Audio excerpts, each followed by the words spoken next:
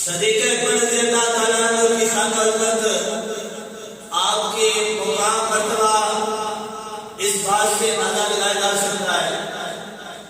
حضرات گرامی، آپ ایسے صحابی ہیں کہ جن کی صحابیت اللہ نے قرآن میں ذکر فرمائی۔ صحابی ہونے کا ذکر اللہ نے قرآن میں بیان کیا۔ کچھ صحابی ایسے ہیں جن کا ذکر حدیث سے ثابت ہے، کچھ صحابہ ایسے ہیں کہ جن کا ذکر تاریخ سے ملتا ہے کہ یہ صحابی ہیں، لیکن ابو بکر صدیق کی شان یہ ہے، آپ کا مقام یہ ہے کہ آپ کی صحابیت رب نے قرآن سے ثابت فرمائی، رب نے قرآن سے ثابت کی۔ حضرات گرامی، اس لیے جو حضرت ابو بکر صدیق کی صحابیت کا انکار کرتا ہے وہ قرآن کا انکار کر رہا ہے، اور جو قرآن کا انکار کرنے والا ہے وہ مردود ہے، کافر ہے۔ حضرات گرامی، ابو بکر صدیق کی فضیلت و شان آپ کے بارے میں آتا ہے۔ کوئی صحابی ایسے ہیں جن کی ایک مشت صحابیت ہے، کوئی ایسے ہیں جن کی 2 مشتیں صحابیت ہے، اور کوئی ایسے ہیں جن کی 3 مشتیں صحابی ہیں، لیکن یہ بعض صحابی ہے۔ ابو بکر صدیق ایسے صحابی ہیں کہ جن کی 1 مشت نہیں، 2 مشتیں نہیں، 3 مشتیں نہیں، بلکہ 4 مشتیں صحابی ہیں۔ صرف یہی بعض صحابی ہیں کہ جن کی 4 مشتوں میں صحابیت پائی جاتی ہے۔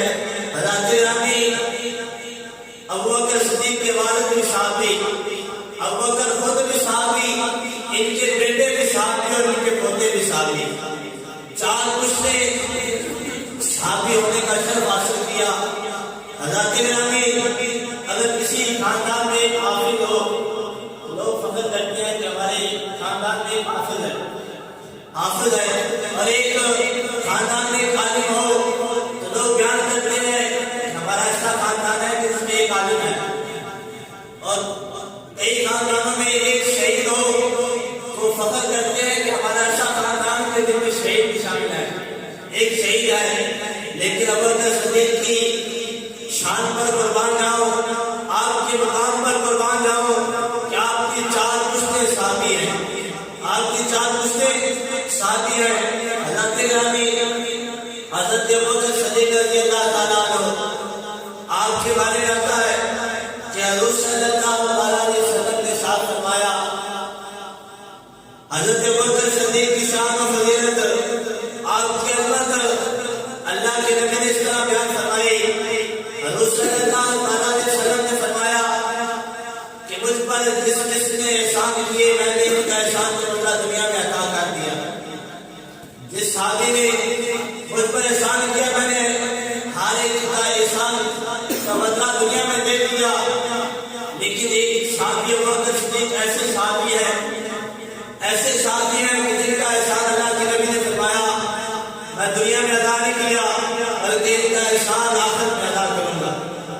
ان کا احسان اتنا ہے کہ ان کا احسان کا بدلہ آخرت میں پورا ہوگا۔ حضرات گرامی، یہ شان ابو بکر صدیق رضی اللہ تعالیٰ عنہ کی ہے، اور حضور صلی اللہ علیہ وسلم نے فرمایا ما نفعنی مال احد قط ما نفعنی مال ابو بکر۔ حضور صلی اللہ علیہ وسلم نے فرمایا کہ مجھے کسی کے مال نے اتنا نفع نہیں دیا، کسی کے مال نے اتنا نفع نہیں دیا جتنا مجھے ابو بکر صدیق کے مال نے نفع دیا۔ حضرات گرامی، ابو بکر صدیق اس قدر حضور صلی اللہ علیہ وسلم پہ اپنا مال قربان کرتے تھے، اس قدر کہ حضور صلی اللہ علیہ وسلم ان کے احسان کا بدلہ اس طرح بیان فرمایا کہ ابو بکر صدیق کے اتنے کو احسان ہے کہ جن کا بدلہ کل قیامت والے دن پورا ہوگا۔ باقی صحابہ کا بدلہ دن پر پورا ہو گیا ہے، لیکن ابو بکر صدیق کے احسان کا بدلہ کل قیامت والے دن رب کی بارگاہ میں اللہ رب العالمین کے پیارے محبوب صلی اللہ علیہ وسلم نے فرمایا کہ پورا ہوگا۔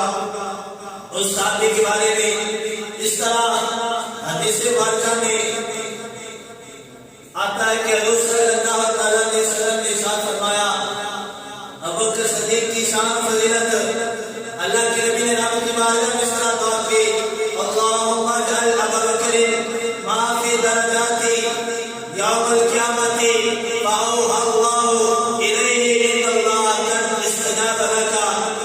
حضرت گرامی مفاہیم حدیث کے بارے میں موجود ہے. اللہ کے نبی نے فرمایا رب کی بارگاہ میں دعا